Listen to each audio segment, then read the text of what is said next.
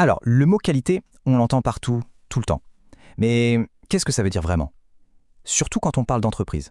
C'est exactement ce qu'on va décortiquer ensemble aujourd'hui. Parce qu'on va le voir, c'est un des piliers de n'importe quelle réussite. Bon, allons droit au but. On a tous une petite idée, une impression, mais c'est quoi la vraie signification de ce mot? C'est la question de fond qu'on va se poser. Spontanément, quand on pense qualité, qu'est-ce qui vient à l'esprit? Souvent, on imagine un produit parfait, sans aucun défaut, ou alors le respect des délais, du budget. Un objet solide qui va durer longtemps, quelque chose qui a été fait avec beaucoup de soin, voire même un article un peu unique, excellent. Et tout ça, ce n'est pas faux, mais ce n'est que la surface, c'est la partie visible de l'iceberg. En réalité, le concept de qualité est bien plus profond que ça. Alors pour vraiment comprendre, il faut se tourner vers une définition, disons, plus officielle, plus carrée. C'est celle de la norme internationale ISO 9000. Ça a l'air un peu technique, mais c'est très clair. La qualité, c'est l'aptitude d'un ensemble de caractéristiques intrinsèques d'un objet à satisfaire des exigences. Ok, décortiquons un peu cette phrase. Quand on dit aptitude, ça veut juste dire la capacité, le fait d'être capable de. Et caractéristique, eh bien c'est un trait, une particularité du produit ou du service. L'idée importante ici, c'est qu'on ne parle pas de perfection absolue, non. On parle plutôt de la capacité à remplir une mission bien précise. Mais attention, le mot le plus important, le vrai cœur du réacteur dans cette définition, c'est le mot exigence. Les exigences, c'est quoi? Ce sont les besoins, les attentes, qu'ils soient dits clairement ou qu'ils soient juste sous-entendus, ou même qu'ils soient obligatoires, comme une loi. Et ça change tout. Ça veut dire que la qualité, en fait, ça n'existe pas dans l'absolu. Ça se mesure toujours par rapport à un cahier des charges. Maintenant qu'on a la définition, c'est intéressant de voir comment notre façon de voir la qualité a évolué. Parce qu'on n'y a pas toujours pensé comme ça, loin de là. C'est toute une histoire, un voyage qui nous fait passer du rôle de pompier qui éteint les incendies à celui d'architecte qui conçoit tout pour qu'il n'y ait pas d'incendie du tout. Cette histoire, on peut la découper en 4 grandes étapes. 4 âges, si on veut. Au tout début du XXe siècle, on a l'ère de l'inspection. Ensuite, dans les années 30, on passe au contrôle qualité. Après-guerre, dans les années 50, c'est l'arrivée de l'assurance qualité. Et enfin, à partir des années 70-80, on entre dans l'âge de la qualité totale.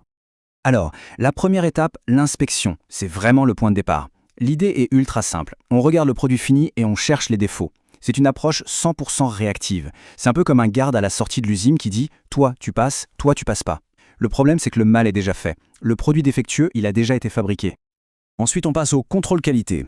Là, on fait un pas de plus. On ne se contente plus de trier le bon du mauvais, on commence à réguler. On mesure, on utilise des statistiques pour s'assurer que le produit final est bien conforme à ce qui était prévu, à un standard.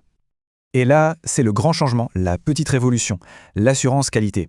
L'idée de génie, c'est de se dire, et si au lieu de vérifier à la fin, on s'assurait que tout est bien fait pendant qu'on le fait? On passe de la réaction à la prévention. L'objectif, c'est d'empêcher les défauts d'apparaître dès le départ. Et on arrive à la dernière étape, la qualité totale. Là, on change encore de dimension. Ce n'est plus juste une technique ou le travail d'un département, non. Ça devient une véritable philosophie pour toute l'entreprise.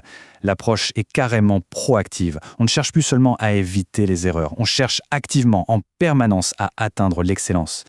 D'accord, c'est bien beau tout ça, cette philosophie. Mais concrètement, on fait comment? Comment une entreprise peut mettre ça en musique? Eh bien, souvent, la réponse se trouve dans une sorte de boîte à outils universelle. La fameuse famille des normes ISO 9000.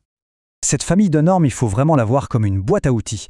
Dedans, on trouve l'ISO 9000. C'est le dictionnaire pour être sûr qu'on parle tous de la même chose. Ensuite, l'ISO 9001. Ah, celle-là, c'est la star, la plus connue. C'est elle qui donne la liste des exigences pour obtenir la certification. On a aussi l'ISO 9004, qui est un peu le guide du comment faire encore mieux. Et enfin, l'ISO 19011, qui explique comment mener des audits pour vérifier que tout est en ordre. Ce qu'il faut retenir, c'est que chaque norme a son rôle. Certaines sont là pour le vocabulaire, pour qu'on se comprenne.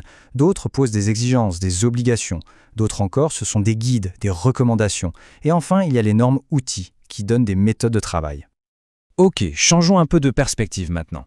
Parce que la qualité, ce n'est pas du tout la même chose vue de l'intérieur de l'entreprise et vue de l'extérieur par la personne qui achète le produit. C'est vraiment 2 points de vue différents. Du côté de l'entreprise, c'est tout un processus. D'abord, et c'est crucial, il faut comprendre ce que veut le client. Quelles sont ses attentes? Ensuite, on transforme ces attentes en un plan, un design. Après, on fabrique le produit en suivant ce plan scrupuleusement. Et c'est seulement à la toute fin de cette chaîne que la clientèle, elle, voit le résultat. Et c'est là que le moment de vérité arrive. Pour l'acheteur, c'est une équation toute simple. Attente versus perception. Si ce qu'il reçoit est en dessous de ce qu'il espérait, c'est la déception. S'il reçoit exactement ce qu'il attendait, il est satisfait, normal. Mais alors, si le produit dépasse ses attentes, là c'est le jackpot, c'est la grande satisfaction, l'enthousiasme. Et c'est ça, au final, la vraie mesure de la qualité. Allez, pour finir, un petit tour rapide de quelques mots de vocabulaire essentiels. C'est le jargon de base à connaître pour parler qualité. D'abord, le système de management de la qualité ou SMQ. Qu'est-ce que c'est? Eh bien, c'est un peu le cerveau, le système nerveux de la démarche qualité dans une entreprise. C'est toute l'organisation, les règles du jeu, les processus mis en place pour s'assurer d'atteindre les objectifs fixés. Ensuite, l'amélioration continue. C'est un concept fondamental. Ça veut dire que la qualité, ce n'est pas un but qu'on atteint une bonne fois pour toutes, non, c'est un chemin, un voyage sans fin. C'est cette idée de toujours chercher à faire un peu mieux. Un autre terme, les parties intéressées. Attention, c'est un mot qui voit très large. On pense tout de suite aux clients, évidemment, mais ça va bien au-delà. Les employés, les fournisseurs, les actionnaires, la société en général. Bref, tous ceux qui, de près ou de loin, sont concernés par l'activité de l'entreprise. Et pour boucler la boucle, le mot conformité. C'est tout simple, mais c'est le cœur du sujet.